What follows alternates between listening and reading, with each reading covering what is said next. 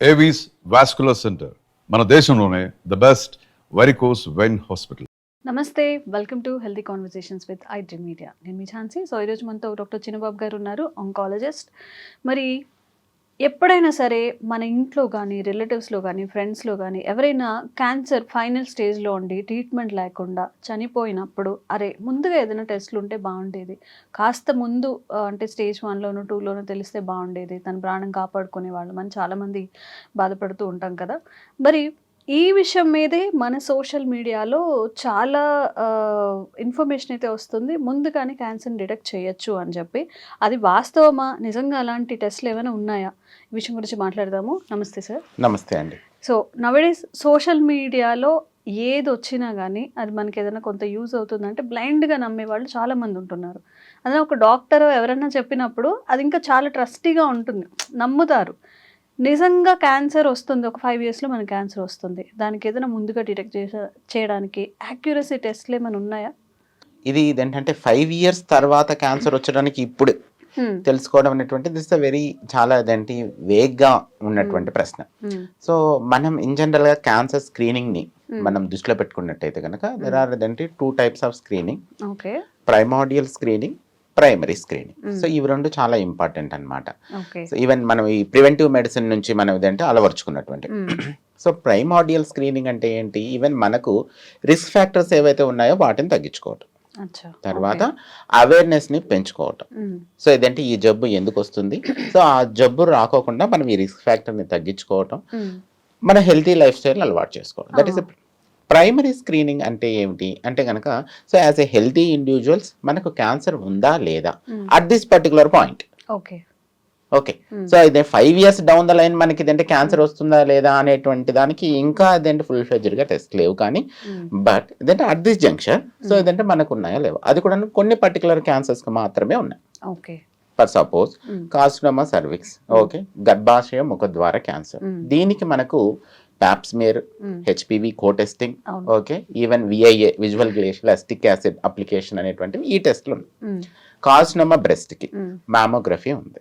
Okay, దానితో పాటు self breast examination, clinical breast examination అంటే తనంతకు తాను చేసుకునేది హెల్దీ ఇండివిజువల్, ఈవెన్ ఒక హెల్త్ కేర్ పర్సన్, ఓకేనా, డాక్టర్ చేసేటువంటి clinical breast examination, then mammography. అవి కాకుండా హెడ్ అండ్ నెక్ క్యాన్సర్స్ కి, సో వాటికి కూడాను ఏంటి మనం స్క్రీనింగ్ టెస్ట్ చేస్తాం. సో ఇవి కాకుండా మగవాళ్ళకి మోర్ దాన్ 50 years ఉన్నటువంటి వాళ్ళకు simple PSA testing. But not అదేంటంటే ఈ పిఎస్ఏ టెస్ట్ కి ఇదంటే బోల్డ్ అండ్ అదర్ కాజెస్ కూడా ఉన్నాయి పిఎస్ఏ రైజ్ చేసేటువంటివి, but still we're doing it. Okay, so అది ఇవి మాత్రమే స్క్రీనింగ్ టెస్ట్లు ఉన్నాయి. ఈ స్క్రీనింగ్ టెస్ట్ అనేటువంటిది హెల్దీ ఇండివిజువల్ కి హూ ఆర్ అంటే జనరల్ పబ్లిక్ కి చేయడం జరుగుతుంది. సో ఇప్పుడు ఈ హెల్దీ ఇండివిజువల్స్ లో ఎవరైనా కూడాను అంటే క్యాన్సర్ పికప్ చేసుకోవటం వల్ల చాలా వరకు అంటే ఎసిమ్టమాటిక్ పేషెంట్స్ కదా వీళ్ళకి సిమ్టమ్స్ లేవు కాబట్టి క్యాన్సర్ అనేటువంటి అర్లీ స్టేజ్ లో ఉండడం జరుగుతుంది. కాబట్టి మనం early stage is the key for the treatment, even cancer success కూడా, క్యాన్సర్ ట్రీట్మెంట్ సక్సెస్ కూడా. సో అర్లీ స్టేజ్ లో మనం కనుక్కొని ట్రీట్మెంట్ ఇవ్వటం వల్ల ఎక్కువ కాలం అనేటువంటిది మనం లైఫ్ ఇచ్చిన వాళ్ళం అవుతాం. సో ఆ విధంగా ఇది ఇంపాక్ట్ అవుతుంది. ఓకే, కానీ ఎగ్జాక్ట్ గా మీకు క్యాన్సర్ ఉందో లేదో ముందుగానే తెలుస్తుంది అని కొంత బయట జరుగుతుంది, ఈ టెస్ట్ల ద్వారా తెలుస్తుంది అని చెప్పి, అందులో వాస్తవం ఎంత? సో అంటే ఈ టెస్ట్లు నేను చెప్పిన వాటికైతే కనుక వ్యాలిడేటెడ్ ఎవిడెన్స్ ఉన్నటువంటి ప్రకారం. సో కొన్ని ఇదేంటంటే మీరు అడుగుతున్నటువంటిది కొన్ని జెనెటిక్ టెస్ట్ గురించి ఏమైనా ఇదేంటి గురించి. సో జెనెటిక్ టెస్ట్ అనేటువంటివి ఇప్పుడున్నటువంటి స్థితిలో ఒక మామూలుగా దానికంటే ముందు కొన్ని విషయాలు తెలుసుకోవాలి. జెనెటిక్ టెస్ట్ ఎందుకు ఇంపార్టెంట్, ఎందుకు చేస్తామనే విషయం, అంటే జెనెటిక్ టెస్ట్ ఎందుకు కావాలి. ఇప్పుడు మన శరీరంలో దగ్గర ఒక అడల్ట్ శరీరంలో ఒక 60 kgs బాడీ ఉన్నటువంటి దానిలో దగ్గర 40 trillion cells ఉంటాయి. సో ఈ 40 trillion cells లో ఎవ్రీడే చాలా వరకు కణాలు ఒక కణం 2గా డివిజన్ అవుతూ ఉండటం, ఇది ఫిజియోలాజికల్ స్ట్రెస్ ని బట్టి ఉంటుంది అనమాట. ఎంతవరకు డివిజన్ అవ్వాలి, ఎక్కడ ఆగాలి. సో ఇదంటే వీటన్నిట్లలో ఈ క్యాన్సర్ ఈ కణం 1-2గా డివిజన్ అవుతున్నటువంటి ఈ క్రమంలో 40 trillion సెల్స్ అంటే చూడండి ఎన్ని ఎక్కువ. కాబట్టి కొన్ని కణాలు అనేటువంటివి ఆటోమేటిక్ గానే ఇదేంటి అబ్నార్మల్ గా వెళ్ళటం జరుగుతుంది డివిజన్ అనేటువంటిది.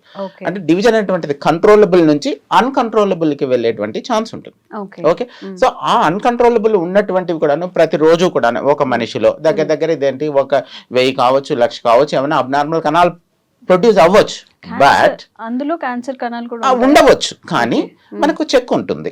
ఓకే, మన రెగ్యులర్ జరిగేటువంటి ఈ ప్రాసెస్ లో ఉన్న చెక్ లో ఏమవుతుందంటే మన బాడీలో ఉన్నటువంటి ఈ సెల్ సైకిల్ చెక్ పాయింట్స్ కావచ్చు, దాని తర్వాత ఈవెన్ ఇమ్యూనిటీ రిలేటెడ్ థింగ్స్ కావచ్చు, ఇవన్నీ కూడాను ఆ కణాలన్నింటినీ చంపేస్తాయి.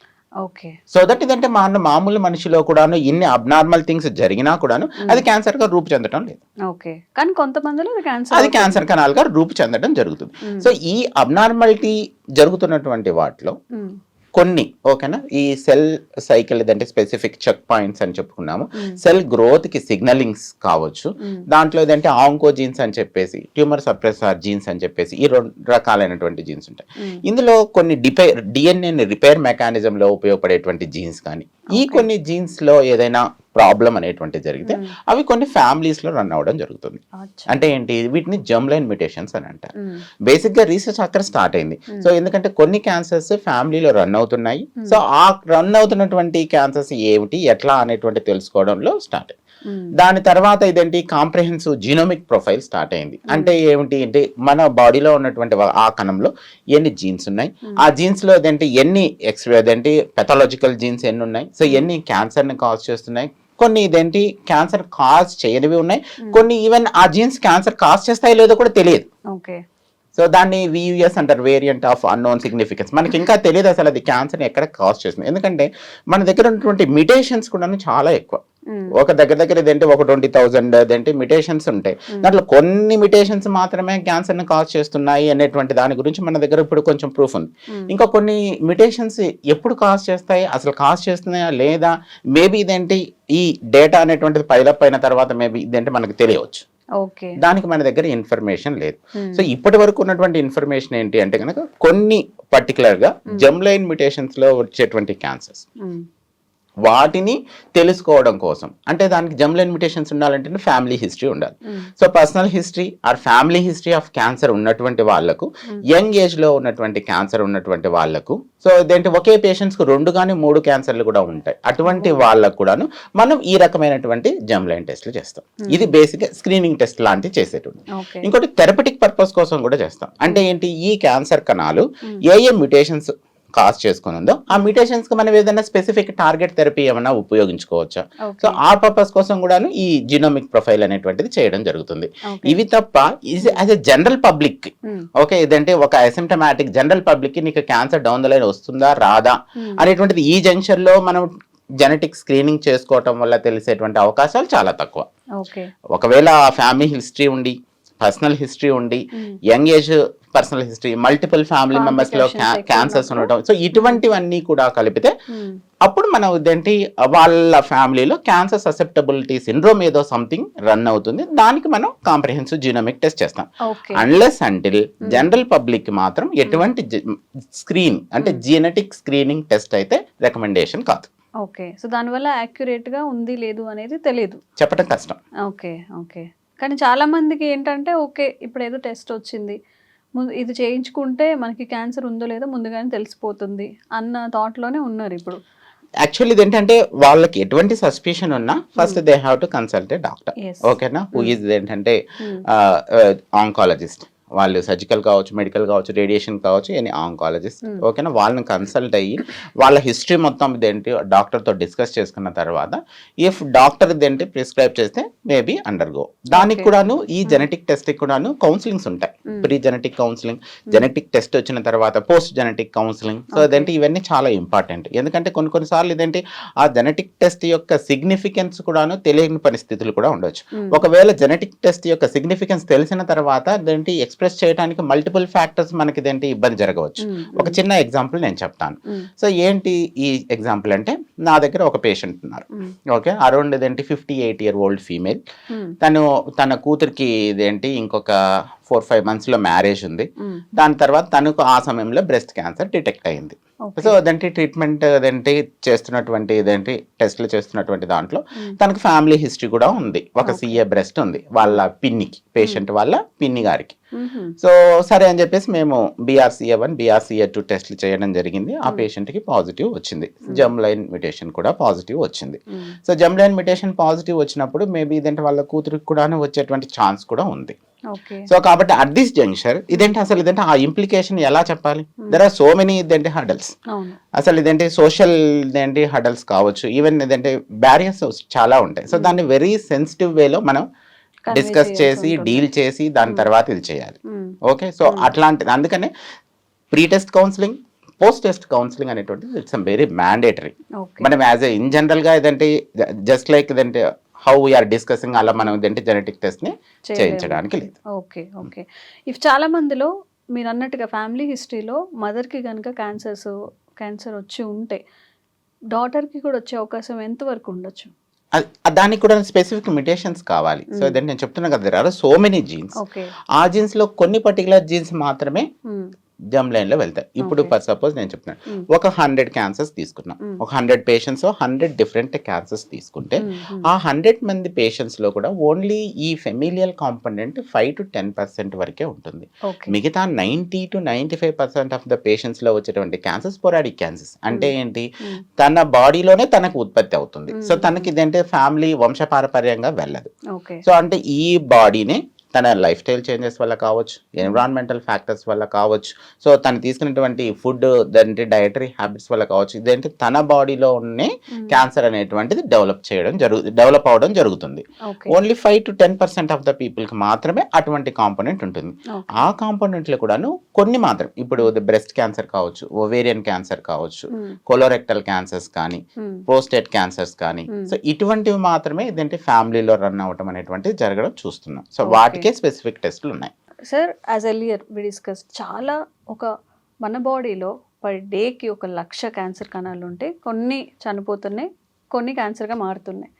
సో ఈ ఇమ్యూనిటీని వాళ్ళు ఎలా డెవలప్ చేసుకోవాలి, దీన్ని ఎలా వాళ్ళు డీల్ చేసుకోవచ్చు? సో ఇప్పుడు ఏంటంటే మన బాడీలో పర్ డే ఇదేంటి అది స్పెసిఫిక్ నెంబర్గా నేను ఇదేంటి చెప్పట్లేదు, ఎందుకంటే ఇదేంటి ప్రూవెన్ ఫ్యాక్ట్ లేదు. కానీ ఇన్ని తప్పులు జరగచ్చు, జరిగినా కూడా వాటిని రెక్టిఫై చేసుకోగలుగుతుంది మన బాడీ, అది నేను చెప్తున్నాను. సో ఇందులో ఏ ఒక్క సెల్ కూడాను ఈ రెక్టిఫికేషన్ లేకపోవటం వల్ల అది క్యాన్సర్గా పరిణమించేటువంటి ఛాన్సెస్ ఉంది. బట్ ఆ ఒక సెల్ కూడా రాకోకుండా మనకు సో మెనీ ఫ్యాక్టర్స్ ఉన్నాయి. సో ఇదేంటి సెల్ సైకిల్ నేను స్పెసిఫిక్ చెక్ పాయింట్స్ చెప్పాను. అలాగే ఇదేంటి మన బాడీ యొక్క ఇమ్యూనిటీ. ఓకే, మన బాడీలో ఉన్నటువంటి న్యాచురల్ కిల్లర్ సెల్స్ కానీ, తర్వాత ఇదేంటి T cells కానీ, ఓకేనా, ఈ T cells లో కానీ ఇవి రెండు కూడాను ఈ క్యాన్సర్ కణాలను చంపివేస్తాయి. దానికి కూడాను ఇదేంటి ఈ క్యాన్సర్ కణం ఒకటైతే బయటపడి క్యాన్సర్ గా పరిణమించిందో ఆ క్యాన్సర్ కణం కూడా మన బాడీ ఇమ్యూనిటీని కళ్ళు కప్పి పెరుగుతుంది. కొన్నిసార్లు ఇప్పుడు రీసెంట్ గా వచ్చినటువంటి మెడిసిన్స్ కూడాను ఆ కళ్ళు కప్పి పెరిగేటువంటి దానిని కూడాను మనం రికగ్నైజ్ చేసి మన ఇమ్యూనిటీని ప్రేరేపించి అది క్యాన్సర్ సెల్ అనేటువంటి విషయం చెప్పే విధానాన్ని కూడా చేస్తున్నాం. ఒక చిన్న ఎగ్జాంపుల్ చెప్తాను, ఓకేనా. సో ఇప్పుడు మీరు మీరు వర్కింగ్ ఎన్విరాన్మెంట్ లో, ఓకే, మీరు ఇక్కడ నుంచి ఒక పార్సల్ పంపించారు. పార్సల్ పంపించేసేసి అక్కడ 2 పర్సన్స్ ఉంటారు. అందులో ఇదేంటి పొట్టిగా ఉన్నటువంటి పర్సన్ కి ఈ పార్సల్ ఇవ్వండి అని చెప్పాం, అంతే. సో ఇక్కడ నుంచి వెళ్ళిపోయింది T cell. వెళ్ళిపోయిన తర్వాత అక్కడ 2 cells కనబడ్డాయి. ఆ 2 cells పొట్టిగా ఉన్నాయి. అప్పుడు ఏం చేస్తుంది? కన్ఫ్యూజ్ అవుతుంది. కాబట్టి తర్వాత లేదు, ఇంకొక సిగ్నల్ ఇచ్చారు. 2 పర్సన్స్ ఉన్నారు. ఆ 2 పర్సన్స్ లో బ్లూ షర్ట్ వేసుకున్న వాళ్ళకి ఇవ్వండి అని చెప్తుంది. 2 బ్లూ షర్ట్ వేసుకుంటే సో కాబట్టి ఇదేంటి ఇందులో ఏంటంటే క్యాన్సర్ కణానికి మామూలు కణానికి చాలా చాలా తేడాలు ఉంటాయి. సో ఆ తేడాలని మనం ముందు క్వాంటిఫై చేసి మనం ఇచ్చేటువంటి T cell కి కూడాను హౌ సిగ్నలింగ్ అంటే దాన్ని పర్ఫెక్ట్ గా క్యాన్సర్ కణం అని గుర్తించే విధానానికి కూడా మనం దానికి నేర్పించి పంపించాలి. దట్స్ వాట్ ఇదంటే రీసెంట్ గా వచ్చినటువంటి కార్టిసెల్ థెరపీస్ కావచ్చు, ఇమ్యునోథెరపీస్ కావచ్చు, ఇవన్నీ కూడా రీసెంట్ థింగ్స్. ఎందుకంటే ఆ ఒక్క క్యాన్సర్ కణము క్యాన్సర్ పెద్ద గడ్డగా పరిణమించి శరీరం అంతా పాకుతున్నటువంటి ఆ క్యాన్సర్ కణము మన ఇమ్యూనిటీని కళ్ళు కప్పేసి పెరుగుతున్నటువంటి దాన్ని మన సెల్ఫ్ ఇమ్యూనిటీని ప్రేరేపించి ఆ క్యాన్సర్ కణం మీద దాడి చేయించడం. ఓకే, సో ఆ దాడి చేయించడం అనేటువంటిది not a simple task. So it's ఏంటంటే చాలా ఫ్యాక్టర్స్ మీద డిపెండ్ అయి అయి ఉంటుంది. ఉంటుంది.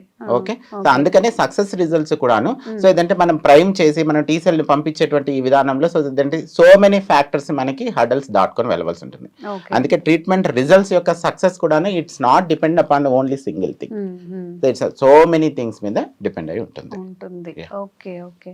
సో ఎవరైనా కానీ చెప్పినప్పుడు బ్లైండ్గా ఏది ఒక కంక్లూషన్గా అయితే రావద్దు. ఇప్పటి వరకు అయితే ఈ టెస్ట్తోనే కన్ఫామ్గా క్యాన్సర్ ఉందో లేదో తెలుస్తుంది, లేదా డిటెక్షన్ ప్రీ డిటెక్షన్ అనేది ముందుగా తెలుస్తుంది, ఇలాంటివి అయితే ప్రస్తుతానికి లేవు. బట్ ఇన్ ఫ్యూచర్ రావాలని కోరుకుందాం. అండ్ ఇలాంటి మోస్ట్ ఇన్ఫర్మేటిక్ వీడియోస్ చిన్నబాబు సార్ త్రూ అందించే ప్రయత్నం చేస్తూ ఉంటాము. Thank you so much sir. Thank you అండి.